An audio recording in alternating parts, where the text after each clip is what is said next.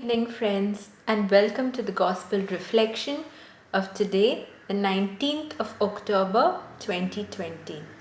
Before we begin, we shall call upon Jesus and the Holy Spirit to give us the grace to hear the Gospel in the right manner, to fill us with the gift of generosity. In the name of the Father, and of the Son, and of the Holy Spirit. Amen. Come, Lord Jesus. Come, Holy Spirit. You say, Lord Jesus, where two or three are gathered in your name, there you are amongst them. And we know, Lord Jesus, that you are with us here today. Fill us with the grace and the spirit of generosity as we go about doing your work, living from that space of love and mercy and compassion and generosity. Fill us with the Holy Spirit, Lord Jesus. Thank you for being with us. We make this prayer in your name, Lord. Amen. In the name of the Father, and of the Son, and of the Holy Spirit. Amen. My friends, today's Gospel reading is taken from the book of Luke, chapter 12, verse 13 to 21. Someone in the crowd said to Jesus, "Teacher, tell my brother to divide the family inheritance with me." But he said to him, "Friend, who set me to be a judge or arbitrator over you? Take care. Be on your guard against all kinds of greed, for one's life does not consist in the abundance of possessions." Then Jesus told them a parable. The land of a rich man produced abundantly, and he thought to himself, "What should I do, for I have no place to store my crops?" Then he said, "I will do this. I will pull down my barns and build larger ones, and there I will store all my grain and my goods. And I will say to my soul, Soul, you have ample goods laid up for many years. Relax, eat, drink, be merry." But God said to him, "You fool, this very night your life is being demanded of you, and the things you have prepared, whose will they be? So it is with those who store up treasures for themselves, but are not rich towards God." The Gospel of the Lord. Praise be to Lord Jesus Christ. My friends, today's Gospel is based on the parable of the rich fool, the person who just amassed wealth and he did not live from that generous space. Today we speak about money and the love of money. That's what it's all about. Jesus says that a man may be wealthy, but possessions do not guarantee life. He says it over here. You might store up, you might buy things, you might do everything, to have that secure future, build a fund of your own so that you can live a comfortable life. But what if something comes by and you are called to return back home to your Heavenly Father? What would you do with all the wealth amassed? Today, the Gospel is telling us to live from that generous space.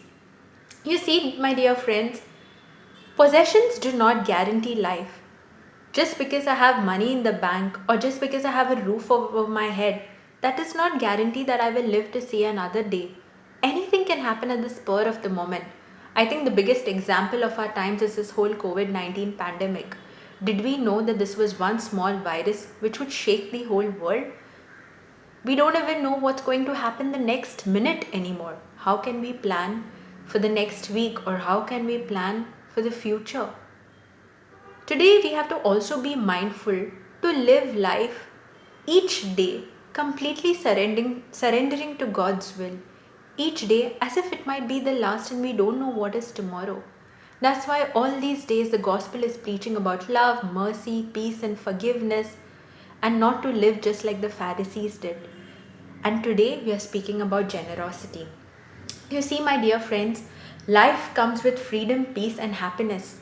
And money cannot buy freedom, peace and happiness. It will be very natural for some to envy someone who's really wealthy, who can go and take international holidays, who can buy a laptop, who can buy a phone whenever they want. It is natural to envy such people. But are these things, are these material possessions the ones that will bring you closer to Christ? Is having wealth everything? Does amassing wealth make you a witness? True, wealth is not bad. Don't get it wrong here. Wealth is not bad.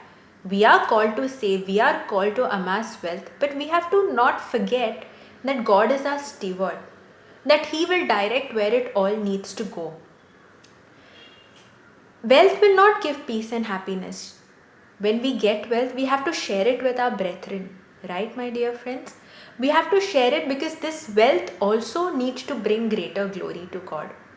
Whether we get a new phone or a new laptop or take an international holiday or whatever it might be, we have to give glory to God.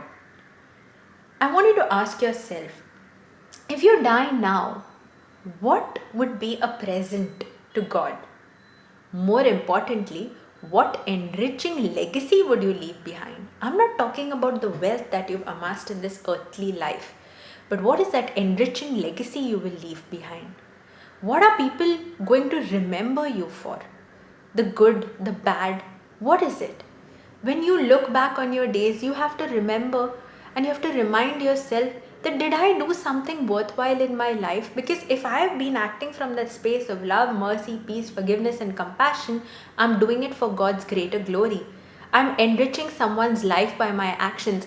I'm enriching someone's life with the wealth that I amass. Now that is what I mean with by an enriching legacy. Being rich in God's sight does not mean wealthy in terms of money, in terms of material possession. What we need most is the ability to reach out in love, that ability to reach out from that space of generosity and love. The love that builds and makes life better for others. There are so many good parents or good teachers in this world who bring about children in this world, who bring up children who genuinely want to make a difference. Now, that is the kind of legacy God is looking out for. When you are living according to His work, according to what the gospel is telling you to, that is the enriching legacy God is telling you about.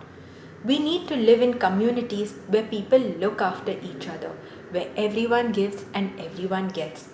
You know, in today's world, in today's culture, we are driven to acquire so much more.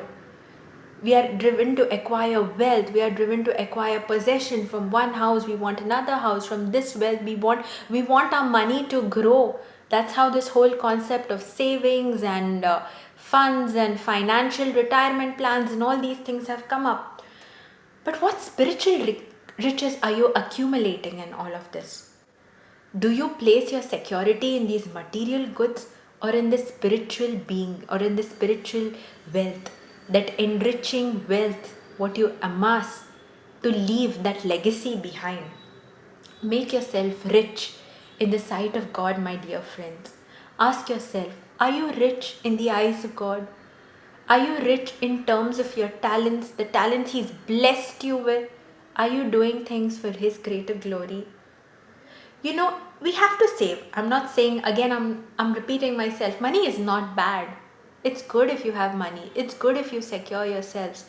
But in the process of acquiring that wealth and that money, don't lose your spirit. Don't do anything which is against God's kingdom or which will lead you away from His kingdom. It is scary, you know, when we have to have insurances and we have to have these retirement plans and term plans and medical insurances and all that. It is scary, yes. But we have to remember that whatever He gives us is ultimately for Him, because like I said earlier, He is our steward. We have to live generously, live with that humility, live with that faith and total surrender to His amazing, glorious plan for us. We have to die for ourselves to give greater glory to Him. And we are called to have generosity in our homes and in our hearts. And today, before I end, that is the question I want to ask you. Do you have this generosity in your heart and in your home? Are you just amassing wealth for wealth's sake? Or are you doing something to enrich your spirit so you live an enriching legacy behind? And when Jesus asks you, what did you do? You are answerable to Him. And you say that I have made a difference in the lives of these people and I've brought these people closer to you. I think that's what counts, my dear friend. That's what counts. We will end this reflection today thanking Mother Mary for journeying with us, for being with us, filling us with the grace to hear the gospel in the right manner. Hail Mary, full of grace, the Lord is with thee. Blessed art thou amongst women, and blessed is the fruit of thy womb, Jesus. Holy Mary, Mother of God, pray for us sinners, now and at the hour of our death. Amen. Glory be to the Father, and to the Son, and to the Holy Spirit. Amen. Thank you, Mother Mary. Make our hearts generous just like yours. Help us to surrender just as you did. Thank you once again. Thank you, my dear friends, for joining in. Don't forget to like, share, comment, subscribe, and don't forget to live a generous life filled with humility, filled with goodness, kindness, peace, love, mercy, and forgiveness. Remember, you have to bear fruit and good fruit for His kingdom. I'll see you tomorrow with another reflection. Until then, take care and have a lovely evening.